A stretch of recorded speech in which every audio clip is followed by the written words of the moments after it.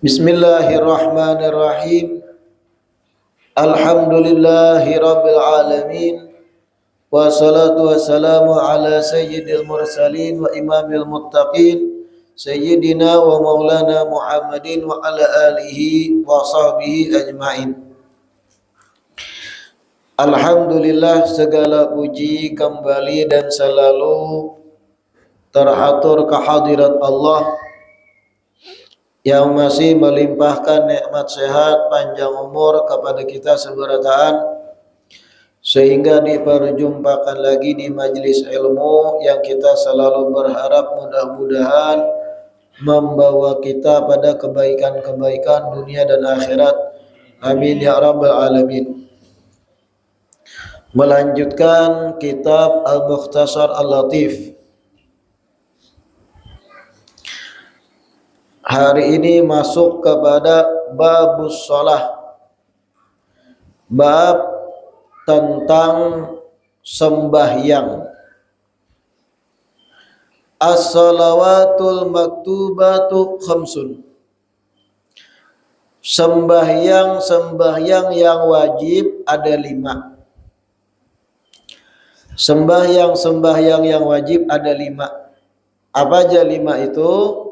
Subuh, duhur, asar, maghrib, dan isya. Di luar pada ini kadada yang wajib secara fardu ain, kecuali nadar hanya jadi wajib. Adapun sembahyang jenazah itu kewajibannya fardu kifayah. Apa fardu kifayah itu? Idza fa'alahu ahadun minal muslimin saqatal haraju anil baqi. Kalau ada nang menggawi perwakilan dari orang Islam, maka gugur dosa dan kewajiban bagi nang lain. Itu fardu kifayah. Sembahyang nang wajib ada 5. Yang mana seberataan sudah rancak mendengar hadisnya. As-salatu imaduddin. Sembahyang itu tiangnya agama.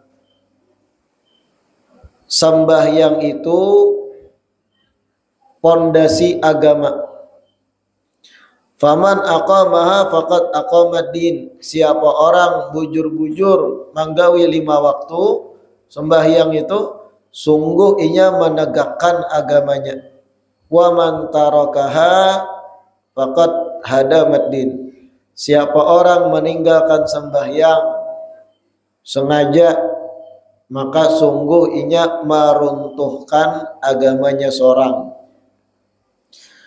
Dan sembahyang ini bukan perkara sepele. Awwalu ma yuhasabu bihil abdu yaumal qiyamah as-shalah, ujar Nabi. Yang kaina pertama kali ditakunakan hari kiamat kepada seorang hamba tentang perkara solatnya. Nang pertama ditakuni kepada kita apa? Sembahyang kita nang fardu. Fa in saluhat saluha sairu amali wa in fasadat fasada sairu amali. Kalau sembahyangnya bagus, rapi, maka ibadah-ibadah yang lain umpat juga dicatat rapi. Dan apabila sholatnya taburahai, kada bujur-bujur diperhatikannya, kada dianggapnya penting, fasada sairu amali, amal ibadah yang lain pun umpat-umpat dicatat rusak juga, tahambur juga dicatat, walau baik sebenarnya amal yang lain. Tapi induk ibadah yaitu sholatnya hancur juga yang lain. Nah, kada kegampangan sembahyang nih. Orang yang sudah dianugerahkan kelezatan dalam sholat itu jadi kebutuhan. Sholat itu menjadi hajat. Orang nih kalau sudah istiqamah terus memaksa nafsunya sembahyang 5 waktu, dijaga bujur-bujur, karena akan sampai pada titik Allah Ta'ala merubah rasa baginya. Salat tadi bukan bepaksaan lagi, jadi ketergantungan. Amun kada tagawi gelisah. Kalau sudah sampai titik itu nikmat pian sembahyang. Dan inilah yang dirasakan banyak orang soleh. Adzan masuk gelisah yang mukadalakas sembahyang. Merasa kurang, merasa bahaya benar. Dan ketika inya wudhu sembahyang, inya merasakan kenyamanan, kepuasan, lebih-lebih pas harahatan kepalanya, dahinya sujud. Itu ketika sudah menjadi sembahyang itu kenyamanan baginya. Nah, harapan kita mudahan Allah beri juga rasa nyaman tersebut kepada kita seberataan. Asal ada usaha dari wahini menjaga bujur-bujur, memaksa nafsu untuk sembahyang. Ya godaannya berat sembahyang nih.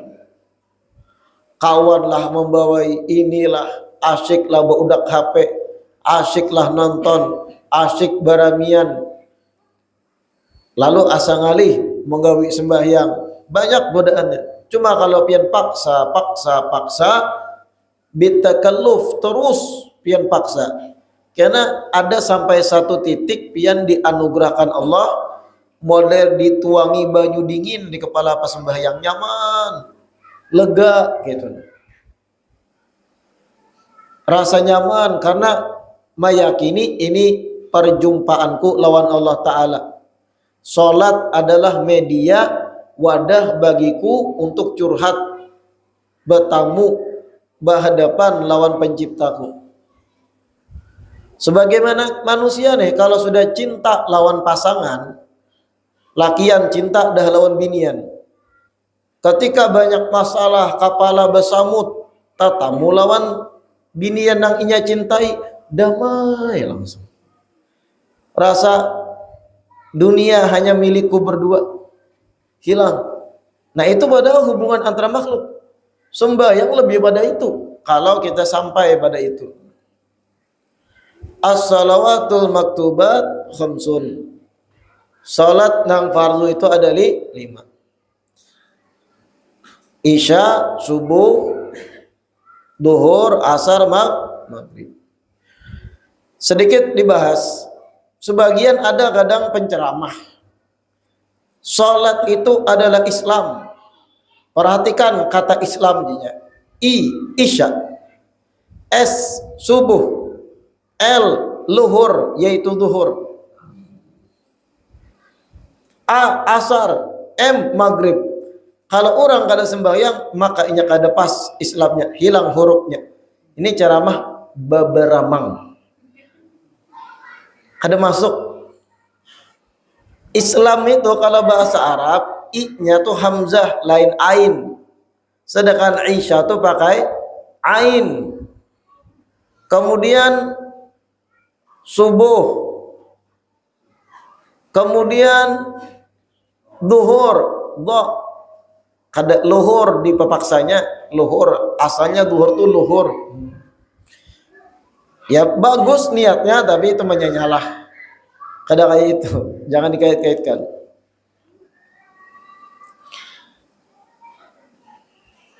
Wa taqdimu sholati ala waqtiha wa ta'khiruha an waqtiha bighairi udrin minal kabair. Mendahulukan salat sebelum waktunya di kitab pian. Mendahulukan salat sebelum waktunya dan menunda-nundanya an waqtiha dari waktu pertamanya atau awal waktunya bighairi udrin tanpa udur menundanya minal kabair termasuk dosa besar. Mendahulukan sholat sebelum waktunya. Orang duhur 12:30, aku jam 11 gini jam juhur. Karena rajinan, saking hendak rajinnya nih, terdahulu pada orang. Dosa belum waktunya. Lain kalau qadha. Asar belum masuk. Asar anggap jam 4. Aku anak asar jam 3 pas panas-panasnya supaya pahalanya tegana. Ada apa? Dosa. Lain kalau jamak takdim. Nah itu ada syarat-syaratnya. Begitu pula menunda-nundanya, maulur-ulur waktunya tanpa udur. Kada ada alasan yang diterima, ditunda-tunda. Masuk waktu santai hulu PUBG, Mobile Legend. Wah. Bodak HP dulu. Sampai tertunda sejaman, asar jam 4, masuknya adzan jam 5 hajar asar. Gara-gara santai tadi. Dosa itu. Walau tegawi juga, tapi karena menunda dari awal waktunya termasuk dosa. Nah ini yang rancak kita tagawi. Bahkan di dalam kitab Al-Kabair Imam Az-Zahabi itu ada satu kisah. Ujar Imam Al-Hafidh Az-Zahabi, bari ada seorang laki-laki kebetulan saudari perempuannya meninggal dunia. Lalu nang abang ini membawa jenazah adiknya menguburakan ke liang lahat. Kebetulan harta nang abang ini ketika menurunkan jenazah tagugur ke dalam kubur, lubang kubur. Ada ingat tagugur gitu nah. Tuntung proses pemakaman, bulik ke rumah nang abang nang kakak ini dicarinya ibarat kayak wadah duit lah. Nah kemana hilang tagugur? Oh pasti dalam kubur. Bebuliknya ke kubur dang sanaknya tadi, saudarinya. Gasan dibongkar, karena boleh lagi dibongkar makam kalau harta tertinggal itu boleh dalam fikih. Ketika hendak membongkar lagi, bebaya sedikit mencangkul, langsung keciuman bau hangit, keciuman bau terbakar gosong luar biasa. Ada jadi nang abang nih menggali pulang, biar ada duit, bulik ke rumah. Betakun lawan mamaknya, ya ummah, madza kanat ta'malu ukhti fi hayatiha? Saudari ulun tuh waktu masih hidup apa gerang digawinya? Nang mama betakun, kenapa gerang? Ujar nang dang sanak, kenapa sampai ulun boleh ke kubur ading ulun tuh ulun gali karena ada duit tertinggal, langsung bau hangit, bau gosong luar biasa. Mamanya menjawab, kanat ukhtuka tatahawanu bis shalah. Sambil menangis mamanya menjawab, ading bebinian kami itu ketika hidup di dunia inya tatahawanu bis shalah, meremehkan kewajiban sholat. Sembahyang inya sembahyang, cuma ketika masuk waktu sholat diundur-undurnya sampai para masuk waktu sholat selanjutnya hanyarnya menggawi sembahyang itu. Masuk asar tunda-tundanya parak 10 menit maghrib hanyar menggawi. Terus saban hari berulang-ulang. Itu nang digawi saudarimu, sambil menangis mamanya ini mengisahkan. Bebaya hanya dimakamkan, hari itu juga langsung hangit dikubur. Na'udzubillah min. Ini kada gagampangan tentang salat ini. Makanya disebut taqdimus shalah ala waqtiha wa ta'khiruha an waqtiha bighairi udrin minal kabair. Pada dahulu menggawi salat sebelum waktunya atau menunda-nunda dari awal waktunya tanpa udzur termasuk kabair, dosa besar. Wa awwalu waqti dhuhri idza zalatis syamsu wa akhiruhu idza sara dhillu kulli syai' mithlahu ghaira dhillil istiwa. Nah, dengarkan penjelasannya ini. Sekarang berbicara tentang awqatus shalah, waktu masuknya salat. Awal masuk waktu duhur idza zalatis syamsu, apabila matahari tergelincir. Kayak apa? Matahari tergelincir terjejak kulit pisang lah. Kada. Maksudnya matahari tergelincir di siang hari, di puncak siang hari itu ada titik di mana matahari tepat berada di tengah-tengah. Kalau kita berada di satu tempat, di titik di muka bumi, ada satu lokasi yang kalau pas jam tersebut matahari berada di tengah, kan ada bayangan sama sekali di bawah satu benda. Di Khatulistiwa khususnya, taulah Khatulistiwa, garis tengah di bumi ini. Kalau berada di titik Khatulistiwa, pas di tengah siang hari bolong itu benda yang tegak lurus kada ada bayangannya sama sekali. Tadinya ada bayangan, anggap sebelah kiri, bahandap lalu hilang sama sekali, lalu bermuncul ke sebelah kanan pulang bayangannya. Mengertilah?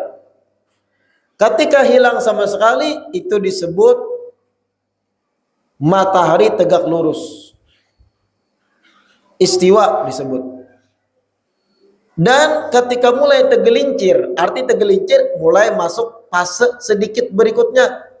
Yang tadi kan bayangan sebelah kiri bahandap sasar menuju jam 12:30. Zuhur kan 12:30 nih.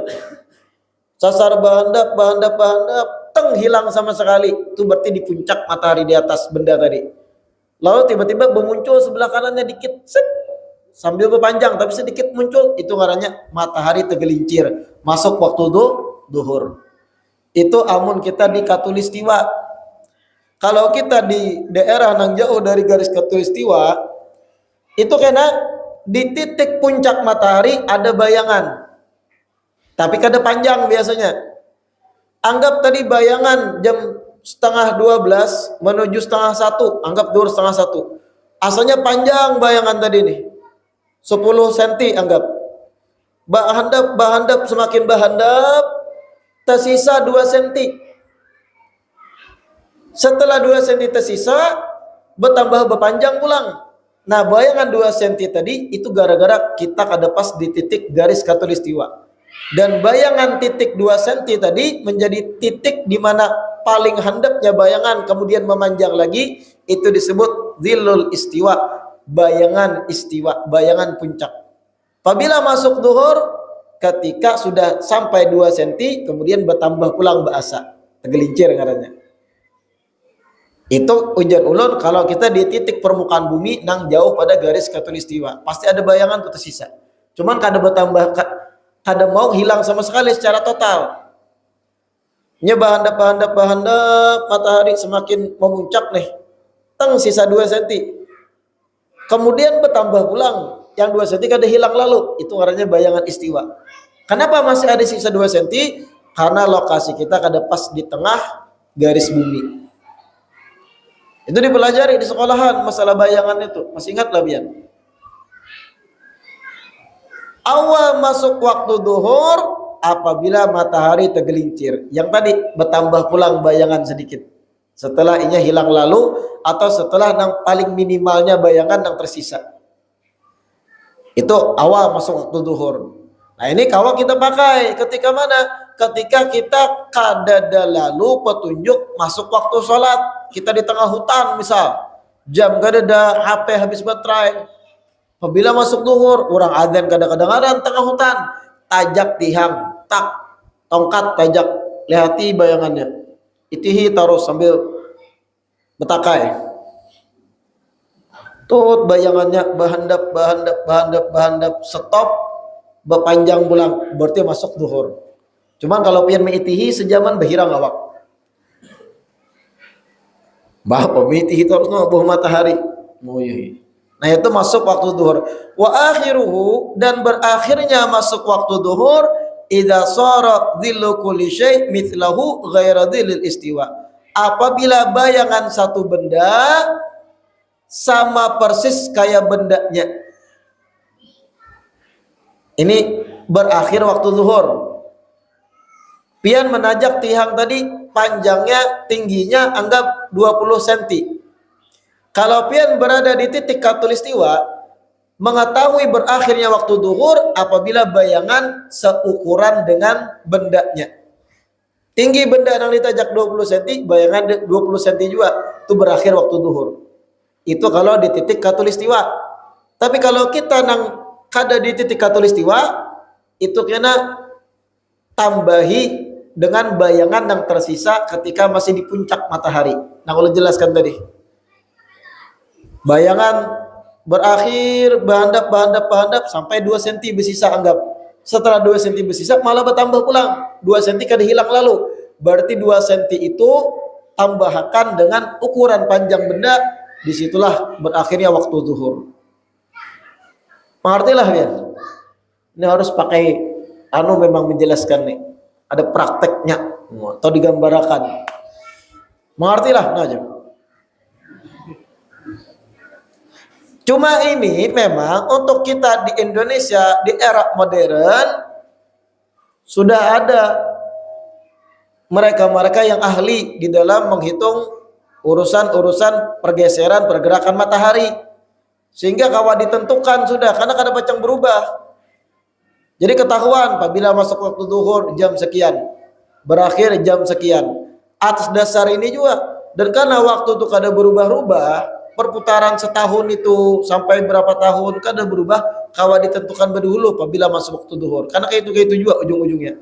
Karena rotasi bumi mengelilingi matahari, posisi bumi itu berputar pada porosnya, kadang pernah nang offside.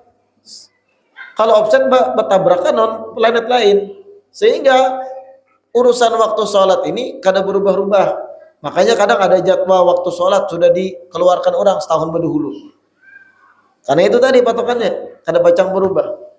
Ini terpakai ketika kita sasat di hutan, mencari halaban misalnya. Lalu bingung, mana bulik, kemana bulik nih. Pakai cara ini untuk mengetahui zuhur. Nah itu. Wa awwalu waqtil asri wallahu a'lam.